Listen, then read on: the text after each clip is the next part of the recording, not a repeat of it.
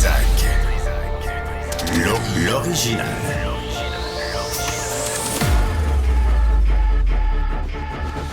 Du Trisac. Votre plaisir coupable. Bonjour tout le monde, bienvenue à l'émission. On est mercredi 15 mai 2024 vers 13h15. On aura avec nous Roger Brulotte. Parce qu'il y a un article dans la Gazette, on parle d'un nouveau film, un documentaire sur les expos de nos amours, mais on parle aussi de l'expansion. Est-ce que, encore une fois, on va reparler du retour des expos à Montréal? On est rendu comme Québec avec les Nordiques. On en fait une obsession. On va avoir Roger tantôt. Et vers 12h40, Alain Deneau, qui est prof à l'université, qui va nous parler de Arthur Irving. Peut-être que ça vous dit rien, mais Irving Oil, peut-être ça vous dit quelque chose. Lac Mégantic, est-ce que ça vous dit quelque chose? Nouveau-Brunswick, là, la famille Irving, sont roi et maître. Alors, on va revenir là-dessus parce qu'évidemment, on a les éloges de Justin Trudeau, de tout le monde, mais les Irving contrôlent encore aujourd'hui pas seulement le pétrole, mais les médias puis les produits forestiers. Bref, c'est ce qui s'en vient à l'émission. Tout d'abord, il y a cette nouvelle qui est sortie hier, là, la fin du cauchemar pour, entre autres, la mère de Jannick Dalcourt, qui a été assassinée sauvagement en 2014. Ben, finalement, Michael McDuff-Jalbert sera accusé. Avec nous, maître Marc Bellemare, qui est avocat, qui a représenté Monique Dalcourt, la mère de Jannick. Maître Bellemare, bonjour. Bonjour, ça va bien? Ça va bien vous-même? Oui, ça va mieux pour Monique sûrement aujourd'hui. Oui, mère. Hein? Ça doit... comment elle accueille ça, là, cette nouvelle-là, la mère de Jannick? Ben, écoutez, c'est un soulagement incroyable parce que la première fois que la police de Longueuil avait dit qu'il y avait un suspect, on était tous convaincus qu'il allait y avoir des accusations. Il n'y en a pas eu. Là, ça fait quand même plusieurs années. Je comprends que l'enquête de police, dont on n'a pas le détail, évidemment, ni le dossier du directeur des poursuites criminelles et pénales, je comprends que ce dossier-là s'est amélioré avec le temps. Ils ont probablement eu des corroborations ou ils ont probablement eu des aveux. J'en ai aucune idée. On le verra au moment de l'enquête. Si jamais il y en a une, s'il n'y a pas de plaidoyer de culpabilité, il y aura procès. Mais pour l'instant, je dois vous dire que c'est un grand soulagement pour Monique et pour la famille au complet. Oui, 10 ans, hein, maître Bellemare, là, 10 ans, c'est long. Mais on a souligné aussi le cafouillage. Puis c'était un article dans la presse en 2015. Là. On parlait du cafouillage du service de police de Longueuil. C'est connu. Pensez-vous qu'ils vont pouvoir se faire pardonner? Oui, bien, on avait pensé à un moment donné, vous savez, la police ne parle pas beaucoup aux avocats. Ouais. Et aux avocats des victimes. La police ne parle pas non plus aux parents. Mais ce qu'on en avait déduit à l'époque, c'est qu'il y avait eu une forme de contamination de la scène de crime, qu'on n'avait pas protégé des éléments qui faisaient en sorte qu'il y avait des doutes quant aux échantillons et quant aux preuves qu'on avait prélevées sur la scène de crime. Alors, en tout cas, j'en sais pas plus, mais ce que je sais, c'est que ça avait été une source de déception importante pour Monique, qui en même temps qu'elle attendait des nouvelles de la police, se battait contre l'IVAC pour obtenir un statut de victime. Ouais, on va en parler dans un instant, ça, M. Bellemare. Mais juste pour revenir là-dessus, la contamination, on disait que les employés municipaux étaient venus élaguer les arbres, installer des lumières, utiliser des râteaux pour enlever des branches et des feuilles qui recouvraient la scène de crime. Ça, là, c'est pis-oui, quelque chose de rare. Oui, c'est pis-oui, quelque chose de rare. Et on sait qu'en matière criminelle, M. Dutrissac, on n'a pas beaucoup droit à l'erreur.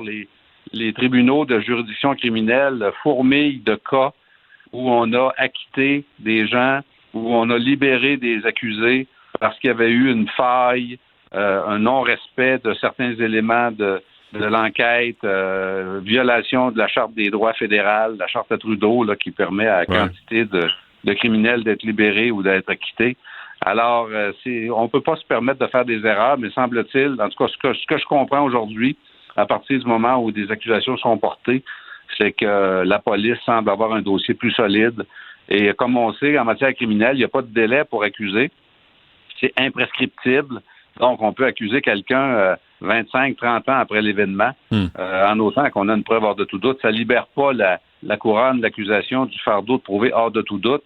Mais si ça prend du temps avant qu'on qu'on développe une preuve suffisante, ils sont tous pardonnés, là. Hein? Savez-vous, Maître Bellemare, je ne sais pas si vous avez tenu un lien avec Monique Dalcourt au cours des dernières années, là, la mère de Jannick, la victime, mais savez-vous si la police la tenait au courant des développements de l'enquête? Non, pas vraiment. À partir du moment où il y avait des dépêches dans les médias qui avaient circulé à l'effet que la police avait des choses à se reprocher parce qu'on n'avait pas protégé adéquatement la scène de crime, les liens ont été anémiques avec Monique par la suite et je suis convaincu que ça fait des années qu'elle n'aura pas parlé. Maintenant, ça, c'est le propre des enquêtes de nature criminelle. Quand la famille ou quand les témoins ou quand des enfants de l'accusé ou des parents de la victime se mêlent de l'enquête, des fois la police se dit indisposée et c'est assez difficile d'obtenir de l'information. Donc, non, il y a eu des années là où il n'y a pas eu de contact. Ça devait être frustrant, quelque chose de rare. Oui, c'est le lot de la plupart des victimes. La police nous dit tout le temps, l'enquête se poursuit, on est là-dessus, faut pas contaminer l'enquête, faut pas déranger les enquêteurs, faut pas parler, et on tient les victimes dans le silence. Et j'ai des dossiers, moi, ça fait 30 ans que la police dit qu'elle enquête. Et bien sûr, on en doute, mais c'est toujours la même marotte qu'on nous sert. Parlez-moi, Maître Bellemare, parce que c'est revenu dans l'actualité là, avec les changements à la loi sur l'indemnisation des victimes d'actes criminels. Je parlais à la mère de Nora et Romy qui ont été assassinés en 2020. Amélie Lemieux, à qui on a dit, là, votre deuil, c'est 3 ans, puis en octobre, c'est le BS où vous vous ramassez, vous allez travailler. Vous aussi, vous avez dû représenter Monique Dalcourt devant l'IVAC, pour obtenir de l'aide. Oui, absolument. Et dans le cas de Monique, c'était l'ancienne loi, évidemment, parce que ça fait des années. La nouvelle loi sur l'IVAC est entrée en vigueur en octobre 2021, mais comme le meurtre avait été commis avant octobre 21, c'était l'ancienne loi d'IVAC. Et à l'époque, on avait fait accepter, j'avais obtenu des jugements favorables pour des victimes qui n'étaient pas présentes sur les lieux du crime, mais qui s'étaient présentées dans les minutes ou voire dans les heures suivant le crime.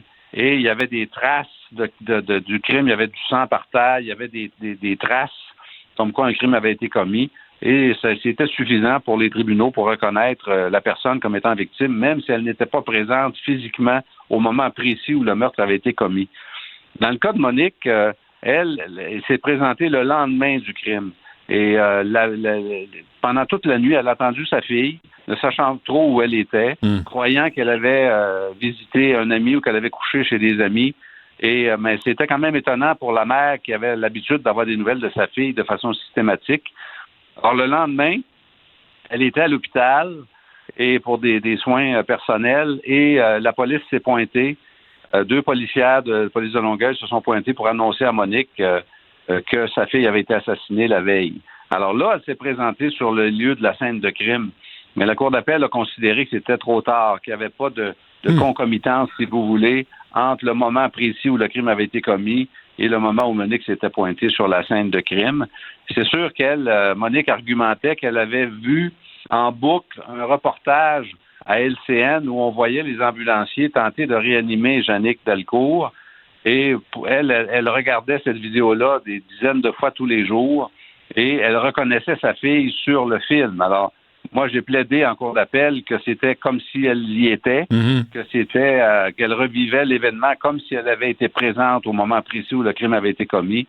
Mais ça a l'air que ça n'a pas suffi et Mme Jannick Dalcourt n'a jamais été reconnue comme victime d'acte criminel, même si pour vous et moi, ça coule de source. Là, pour les tribunaux, ça a été une autre chose. Alors, elle n'a pas réussi à avoir le statut de victime, ce qui ne veut pas dire qu'elle n'a pas de peine et qu'elle n'est pas traumatisée par l'événement. Là. Je vais vous poser une question niaiseuse, M. Bellemare, mais comment le meurtre de sa fille a changé sa vie à Mme Dalcourt? Ça a été elle est détruite, cette femme-là, complètement, depuis l'événement. Elle a perdu sa fille criminellement. Ouais. Et moi, je représente des victimes d'actes criminels depuis 46 ans. Et j'ai jamais rencontré un parent qui n'avait pas été traumatisé par le décès d'un enfant. Le décès d'un enfant, en soi, c'est tragique. Mais quand ça survient de façon criminelle, ben c'est encore pire parce que là, on lui a volé son enfant. Là, c'est pas un accident, c'est pas une erreur, c'est pas un accident de la nature. Là, c'est un acte criminel. Il y a un capoté qui a tué Jannick et qui a causé sa mort criminellement à une jeune fille de 20 quelques années qui revenait de travailler à Longueuil et qui faisait une vie parfaitement régulière. Alors, c'est scandaleux. Cette nouvelle loi sur l'IVAC, Maître Bellemare, on a dit que ça a ouvert la porte à davantage de victimes, mais en même temps, ça restreint aussi pour d'autres victimes. Qu'est-ce que les dédommagements puis l'aide financière pour se remettre sur pied, si c'est possible, quand tu perds ta fille, ton fils, tes enfants, tes petits-enfants, qu'est-ce que vous pensez de cette nouvelle loi-là? Ben, c'est une nouvelle loi qui n'a pas de cœur et c'est sûr qu'il y a quelques cas qui sont acceptés qui ne l'étaient pas avant, depuis octobre 2021, mais il y a une coupure sauvage des prestations de remplacement de revenus pour les victimes d'actes criminels au bout de 3 ans. Alors, le problème avec cette nouvelle loi-là que le ministre Jolin Barrette nous a vendue comme étant une grande réforme très généreuse du gouvernement du Québec est dans les faits un enfer pour les victimes parce que le délai de prestation se termine au bout de 3 ans. Et c'est la seule loi d'indemnisation, la seule loi sociale au Québec qui contient cette disposition-là. Et les victimes qui étaient payées avant octobre 2021 vont voir leurs prestations interrompues à partir d'octobre 2024. Donc, ça va être un automne catastrophique pour plusieurs victimes, des centaines de victimes au Québec qui vont voir leurs indemnités complètement interrompues, simplement par le fait que ça fait 3 ans, sans égard à l'opinion des psychiatres, des psychologues et des médecins qui continuent de prétendre que la personne est inapte au travail. Au bout de 3 ans, ça va se terminer. Alors, c'est un délai qui doit changer.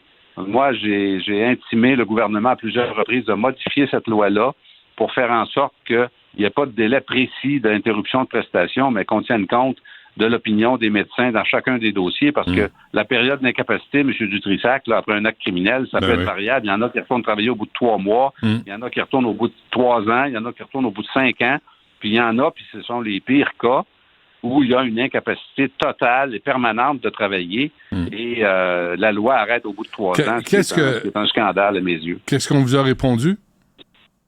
Pour l'instant, on regarde ça, puis c'est à l'étude, mais on essaie de mobiliser l'opposition autour de ça pour faire en sorte qu'à l'automne, les victimes ne soient pas coupées parce que ces gens-là vont être confinés à l'aide sociale, ils vont être confinés à l'appauvrissement total et c'est une catastrophe pour les victimes de criminels. Et là, j'entends les pires cas, là, parce que les cas de victimes de criminels qui arrêtent de travailler au bout de 3-4 mois ne sont pas pénalisés par cette loi-là, mais le 3 ans pour les victimes graves, là, ceux qui ont été attaqués à gros bord puis avec des madriers ou qui ont été battus à mort, qui ont été laissés pour morts sur le bord du chemin par un agresseur criminel, ces personnes-là vont être lourdement pénalisées par la nouvelle loi de la CAQ. Ouais, c'est quand même extraordinaire, hein, M. Bellemare, parce que si moi, je suis sous au volant et je tue du monde, puis je me blesse, puis je deviens handicapé, l'assurance automobile va me compenser jusqu'à la fin de mes jours.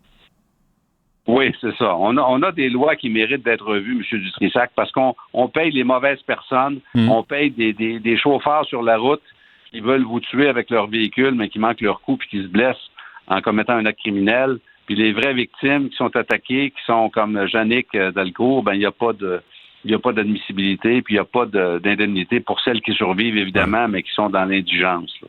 Monique Dalcourt, est-ce qu'elle a repris le travail? Est-ce qu'elle s'est remise, si on peut le dire ainsi, non? Non, elle n'a jamais retravaillé, M. Dutrissac, après l'événement. Et elle n'a jamais eu d'aide non plus?